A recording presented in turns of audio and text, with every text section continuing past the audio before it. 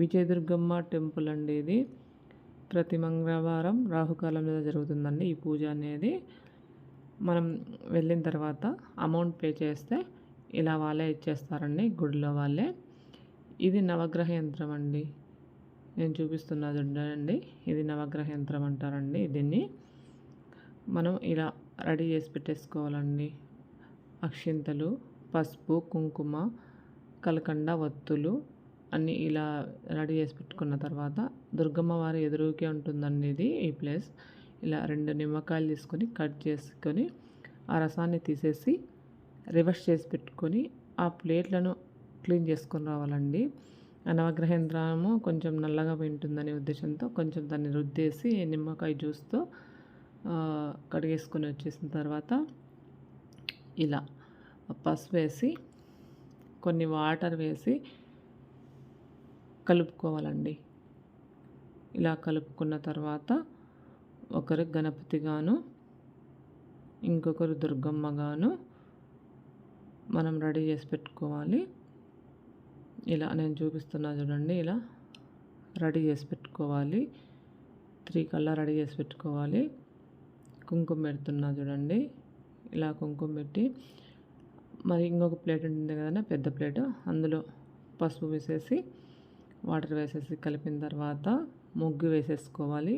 ఇలా పసుపు కుంకుమ అని వేసేసిన తర్వాత ఇలా రెడీ చేసి పెట్టుకోవాలి. ఆకులు వేసి పెట్టుకోవాలండి అన్నీ, వినాయకుడిని, దుర్గమ్మను. ఇది నవగ్రహ యంత్రం అండి. నిమ్మరసంతో క్లీన్ చేసినాం కదండి, చాలా నీట్గా వచ్చింది.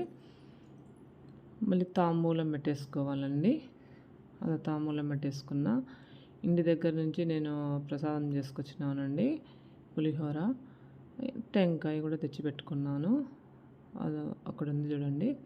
ఇంకా చిన్న ప్లేట్లో మనం ఇందాక నిమ్మకాయలు కట్ చేసుకున్నాం కదండి, అవి ఇలా రివర్స్ చేసి పెట్టుకొని ఒత్తులు వేసి పెట్టుకుంటే వాళ్ళే వస్తారండి మన దగ్గరికి. గుడి తరపున వాళ్ళే పూజ మధ్యలో వస్తారు, ఆయిల్ ఇస్తారు, అది వేసేసుకోవాలి, వాళ్ళే ఇస్తారు. ఇలా రెడీ చేసి పెట్టుకోవాలండి. వినాయకుడు కదండి, అందుకే గరిక, తెల్ల జిల్లేడు పూలు పెట్టేసుకున్నాను. తర్వాత ఫస్ట్ గణపతికి చేపిస్తారండి పూజ. ఇలా గణపతికి చెప్తా ఉంటే ఆయన పూజారి గారు మనం చేస్తూ ఉండాలండి. ఆయన చెప్తా ఉంటే మనం ఆయన ఏది చెప్తే అవి చేస్తూ ఉండాలి. ఇలా గణపతికి చేసిన తర్వాత నెక్స్ట్ నవగ్రహాలకు చేపిస్తారండి. ఫస్ట్ సూర్యునికి చేపిస్తారండి. ఇప్పుడు నేను చేసేది సూర్యునికి. ఆయన ఓన్ వాయిస్ కూడా వినిపిస్తాను, వినండి.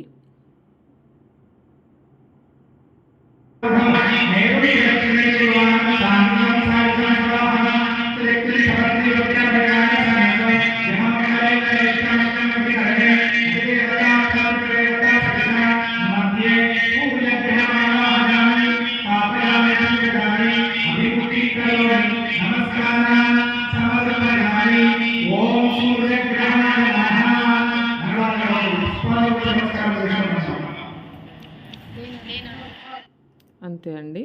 తర్వాత అలా అందరికీ చంద్రునికి చేపిస్తారండి. ఇప్పుడు నేను చేసేది చంద్రునికి అక్షింతలతో ఫస్ట్, మళ్ళీ కుంకుమతో చేపిస్తారండి.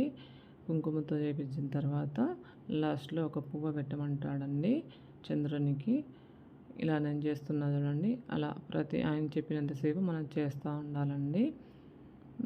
లాస్ట్ మీద అదో పుష్పం సమర్పయామి అని పెట్టిన తర్వాత మళ్ళీ ఈ కుజునికి, చంద్రుడు అయిపోయిన తర్వాత కుజునికి ఆయనకు కూడా సేమ్ ప్రాసెస్ అండి. ఫస్ట్ అక్షింతలు, మళ్ళీ కుంకుమ, మళ్ళీ పువ్వు, మళ్ళీ ఇది బుధుడు అండి. ఇప్పుడు నేను వేసేది బుధునికి. ఇలా ఫస్ట్ అక్షింతలు, తర్వాత కుంకుమతో చేపిస్తాడండి. తర్వాత ఒక పుష్పం సమర్పించమంటాడు. పుష్పం సమర్పించాలా లాస్ట్లో.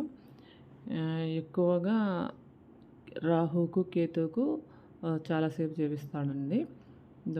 పుష్పం సమర్పయామి. పుష్పం సమర్పించిన తర్వాత మళ్ళీ ఈయన గురువు బృహస్పతి ఈయనకు చేపిస్తారండి. ఈయన అయిపోయిన తర్వాత ఆ మిడిల్లో ఉన్నాడు శుక్రుడు, ఆయనకు చేపిస్తారండి.